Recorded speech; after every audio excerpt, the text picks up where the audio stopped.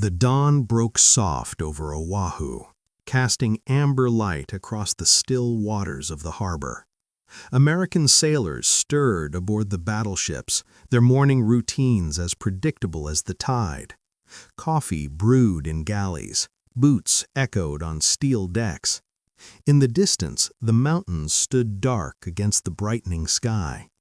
No one heard what was already unfolding 3,000 miles to the west, a silence so deliberate, so calculated, that it had become a weapon in itself. Across the Pacific, Vice Admiral Chuichi Nagumo's carrier strike force steamed eastward through empty seas, maintaining what Japanese naval doctrine called mutenka, complete radio silence. Not a single transmission, not one electromagnetic whisper. 6 aircraft carriers, 2 battleships, 3 cruisers, 9 destroyers, and 3 submarines moved like ghosts across the water, their radio operators forbidden from touching their keys, their transmitters cold and dark.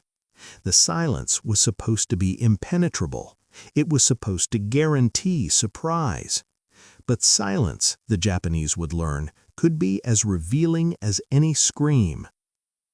The Imperial Japanese Navy had studied radio silence with the devotion of monks studying scripture.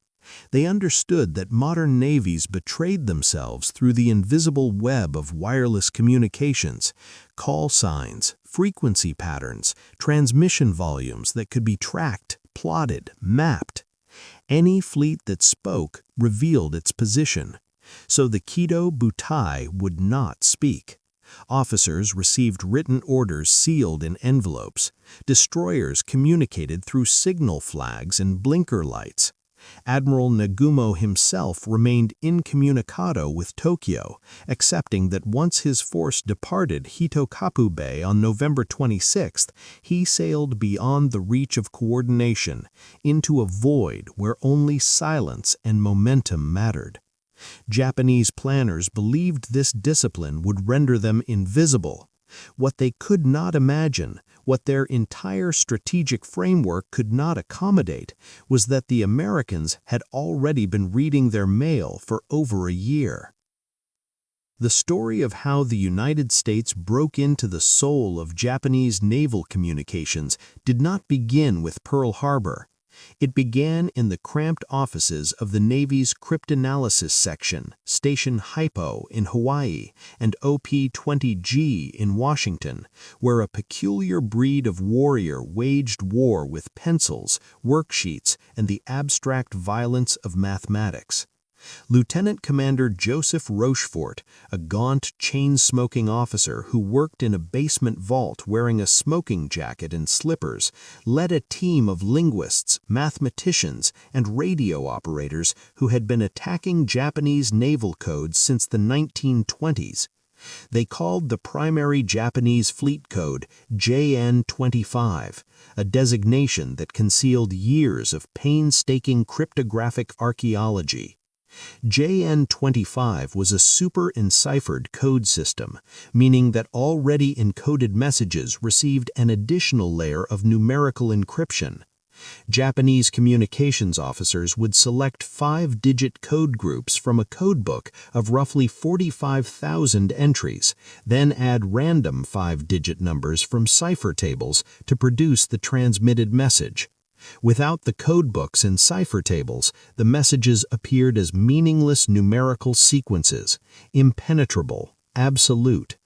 But the Americans had learned that nothing created by human minds remained impenetrable to other human minds willing to spend enough time in the darkness.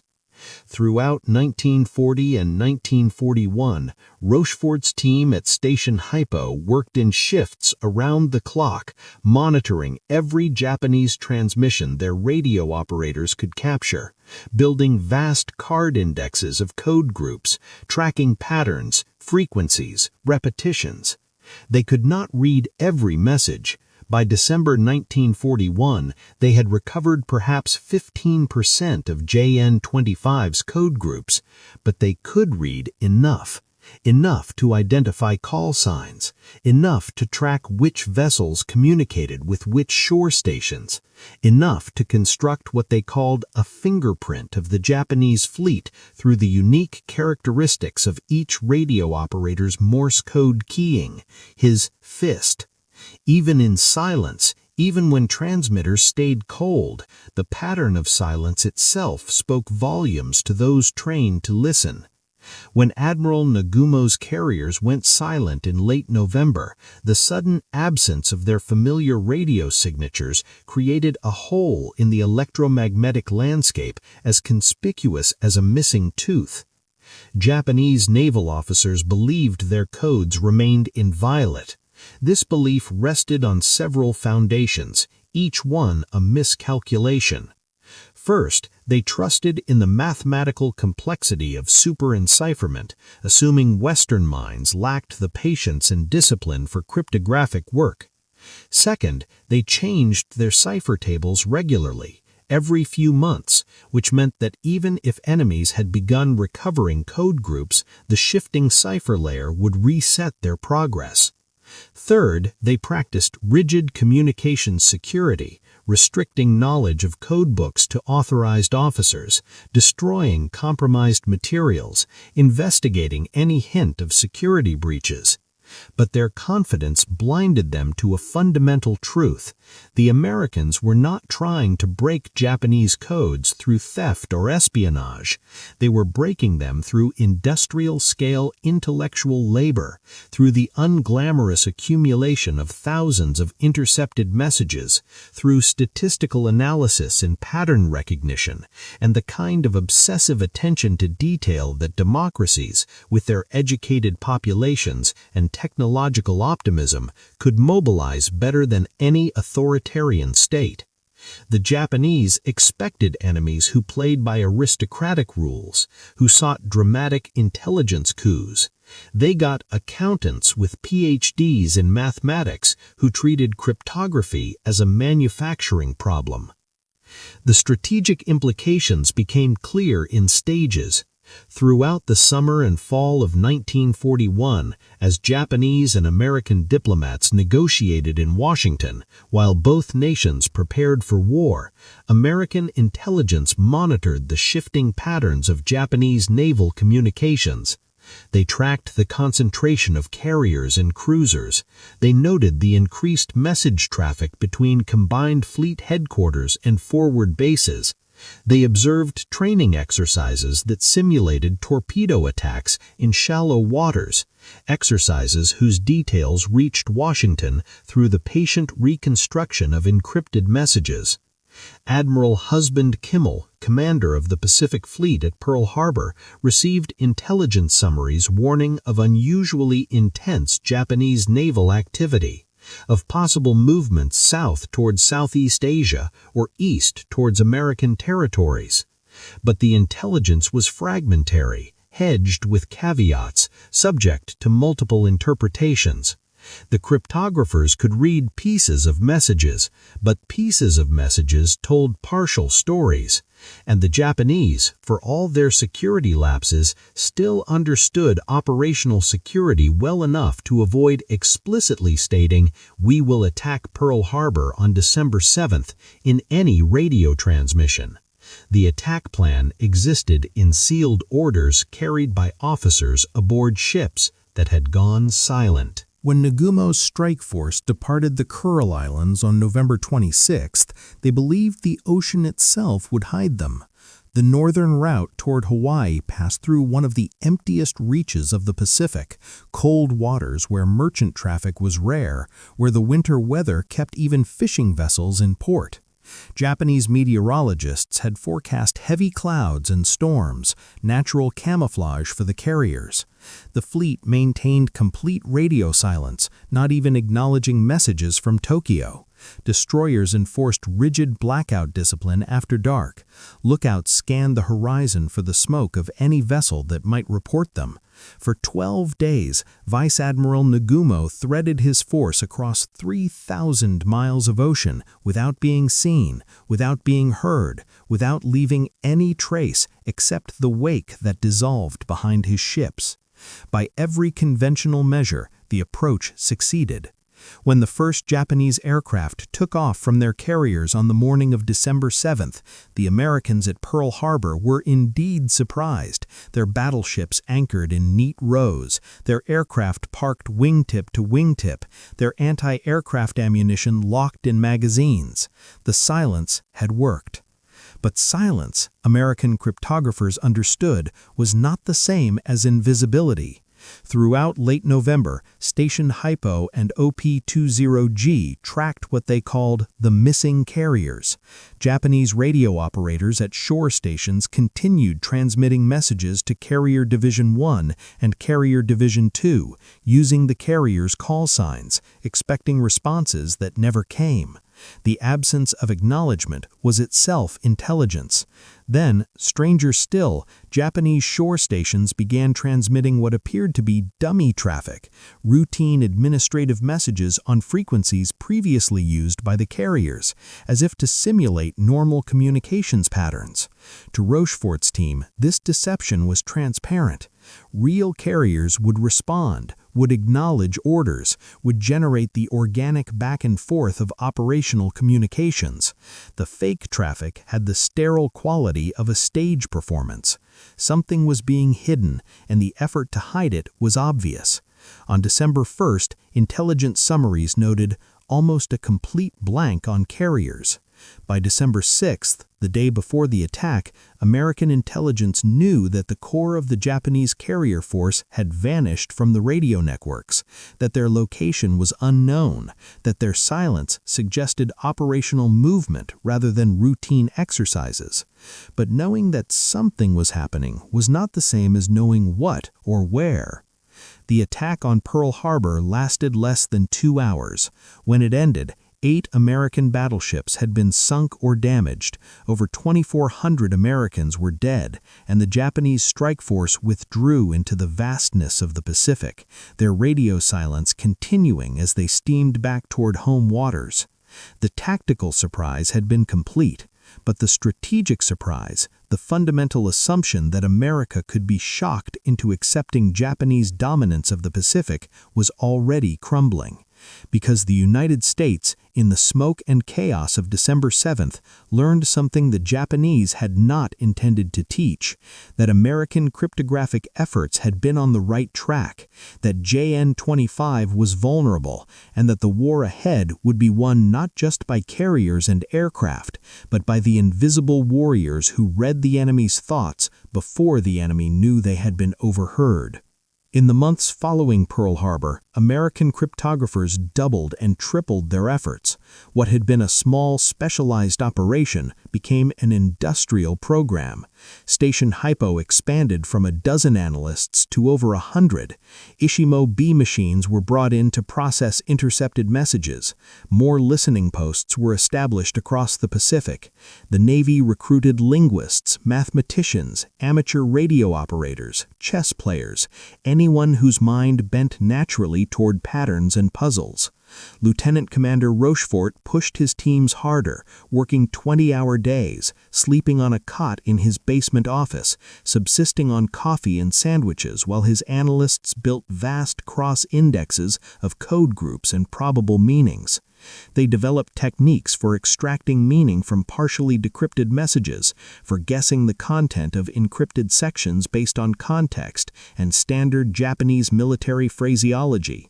By early 1942, American codebreakers were reading perhaps 40% of JN-25 messages, not every word, but enough to understand intentions, movements, operational planning. And the Japanese, still confident in their codes, continued transmitting orders and reports that described, in encrypted but recoverable detail, exactly what they intended to do next.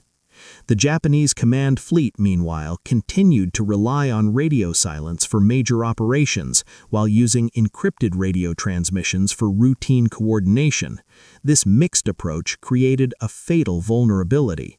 Before each operation, Japanese commanders would transmit encrypted orders, logistics arrangements, refueling schedules, aircraft assignments, all the mundane details that modern naval warfare required. Then, as forces assembled, they would impose radio silence, but the preparations had already been observed. At Coral Sea in May 1942, American carriers intercepted a Japanese offensive toward Port Moresby because cryptographers had read enough of the planning messages to identify the target and timing. At Midway in June 1942, Admiral Nimitz positioned his carriers in ambush based almost entirely on intelligence derived from JN-25 decrypts. Rocheford's team had identified AF as a frequently mentioned location in Japanese messages and deduced it meant Midway. To confirm, they arranged for Midway to transmit an uncoded message reporting a water shortage. Days later, Japanese messages mentioned that AF was short of water. The trap was set. When Admiral Yamamoto's carriers approached Midway expecting surprise, they found American dive bombers waiting in the sky. 4 Japanese carriers sank in a single day, the core of their naval aviation irretrievably lost. Radio silence during the approach had not saved them because the approach had been read in the messages sent before the silence began. The Japanese eventually suspected that their codes had been compromised, but their suspicions never crystallized into certainty. After Midway, some Japanese officers questioned whether American intelligence had been too precise, too anticipatory. Investigations were conducted, code systems were reviewed, but the Japanese made a fatal assumption. They believed that any successful code breaking would require possession of codebooks or cipher tables, which could only be obtained through theft or espionage. Since they could find no evidence of physical security breaches, they concluded their codes remained secure and that American successes resulted from lucky reconnaissance or low-level security lapses. They couldn't imagine, or perhaps could not accept, that the Americans had simply outworked them, that democratic institutions with their universities and research labs and culture of intellectual meritocracy could produce better cryptographers than an empire that valued hierarchy and obedience above innovation. The Japanese changed their cipher tables more frequently, issued new codebooks, tightened communications procedures. But these measures were like rearranging furniture in a house whose walls had already been made transparent. American cryptographers adapted, rebuilt their indexes, recovered the new code groups. The listening continued. By 1943, the pattern was clear. Major Japanese operations would be preceded by encrypted message traffic that American intelligence would read. Radio silence would follow, but by then the operation's outline was known: destination, forces involved, timing. American submarines began appearing along Japanese convoy routes that had been secret. American aircraft intercepted Japanese reinforcement flights. In April 1943, an intercepted message revealed that Admiral Yamamoto himself would be flying to Bougainville on an inspection tour, complete with his departure time, route, and aircraft type. American P-38 fighters ambushed his flight over the jungle, shooting down the bomber carrying Japan's greatest naval strategist. The Japanese investigation that followed concluded that the attack must have resulted from routine reconnaissance, that the timing had been coincidental. They still could not believe their codes had been compromised.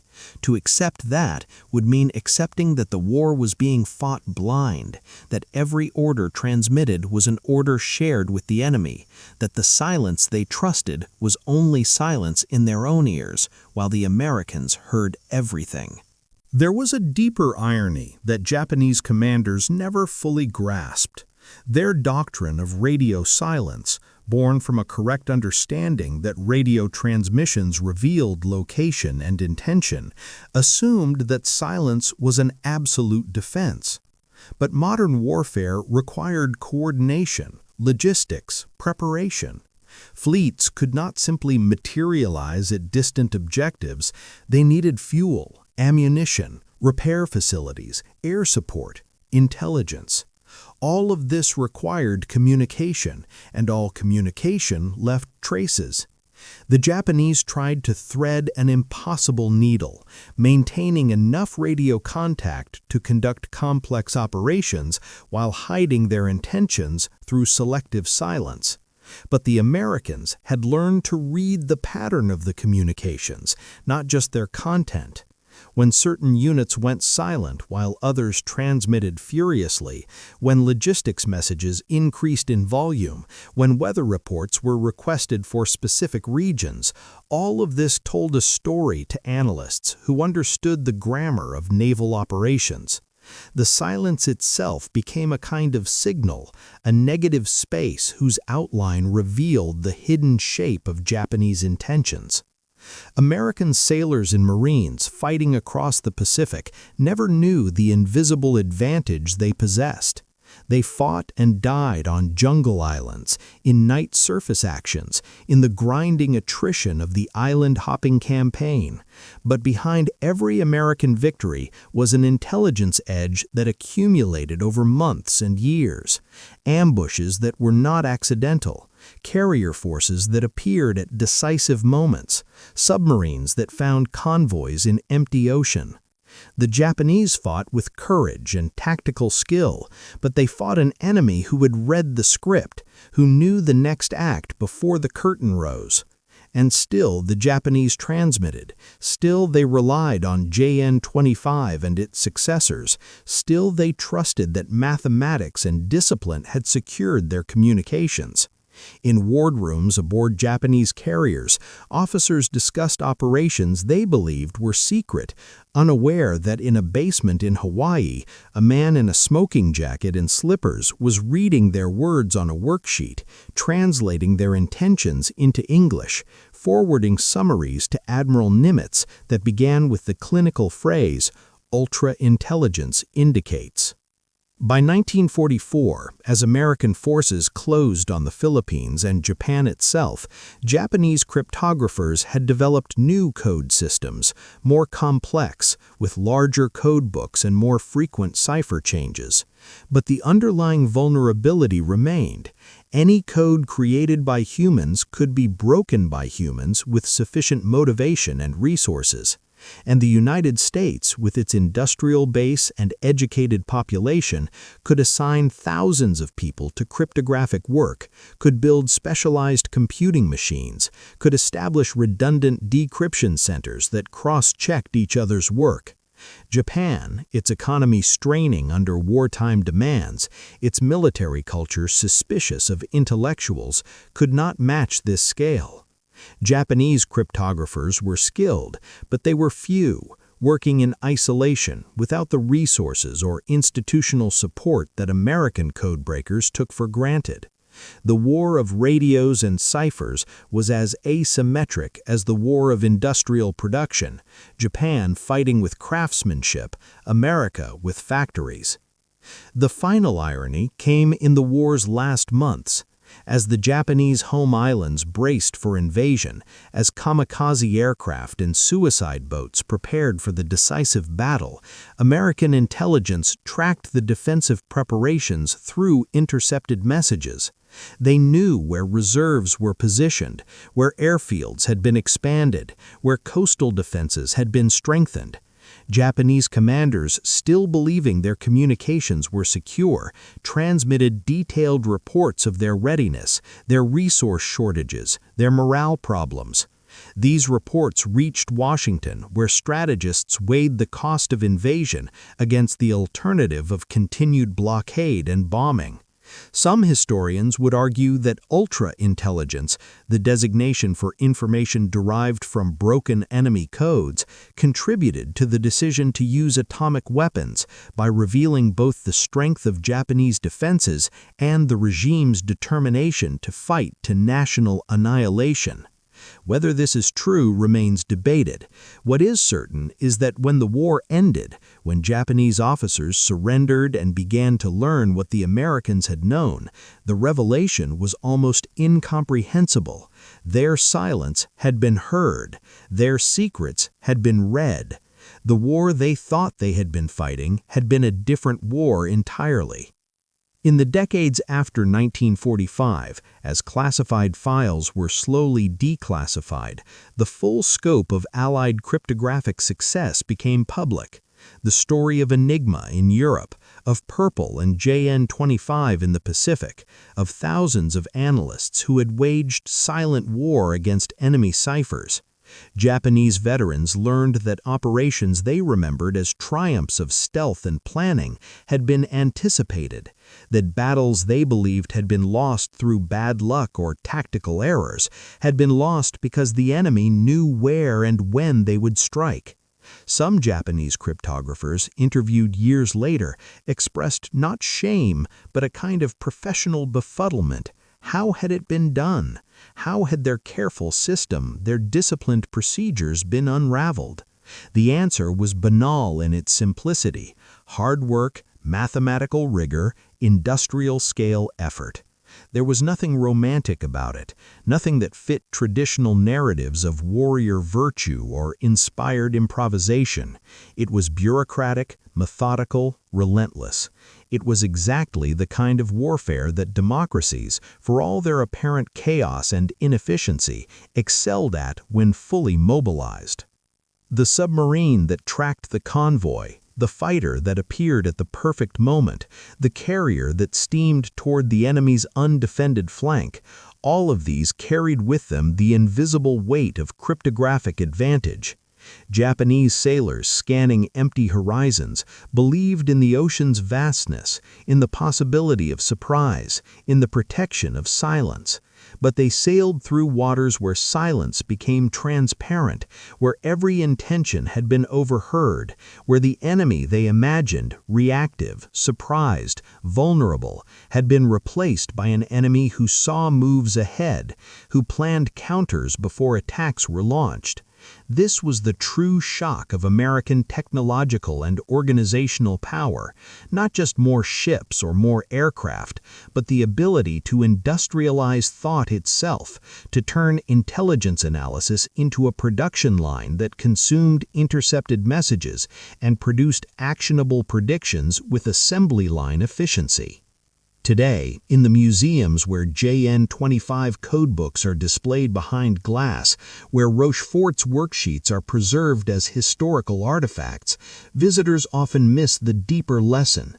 The exhibitions focus on dramatic moments: Midway, Yamamoto's shoot-down, the breaking of crucial messages. But the true story was not dramatic. It was thousands of hours of tedious work, of transcribing Morse code from scratchy radio intercepts, of building card indexes by hand, of checking and rechecking possible code group meanings, of working in basement rooms without windows, where the only measure of progress was the slow accumulation of recovered meanings. The Japanese built their strategy on silence, on discipline, on the belief that will and secrecy could overcome material disadvantage. The Americans built their strategy on noise, on capturing every signal, analyzing every pattern, trusting that volume and persistence would eventually reveal structure. In this contest, silence lost.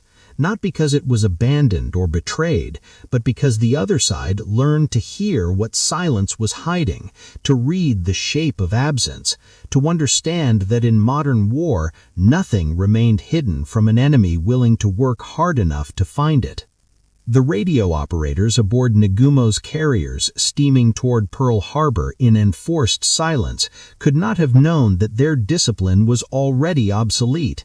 They could not have known that before their transmitters went cold, they had already said too much, that the patterns of their previous communications had been mapped, indexed, understood. They trusted in silence because silence had always protected hunters who moved quietly through the world. But the world had changed. Technology made silence a temporary condition, not a permanent shield. The electromagnetic spectrum remembered everything. And on the other side of the ocean, patient hands were reconstructing what silence had tried to erase, building a map of intentions from fragments and echoes, winning a war in basements and offices before the first shot was fired. That was the lesson the Japanese learned too late. that in the modern age, even silence speaks, and the only true secrecy is the secrecy of thoughts not yet transformed into signals, thoughts that remain locked in minds, unspoken, untransmitted, awaiting the moment when necessity demands they be shared, and in that sharing, overheard.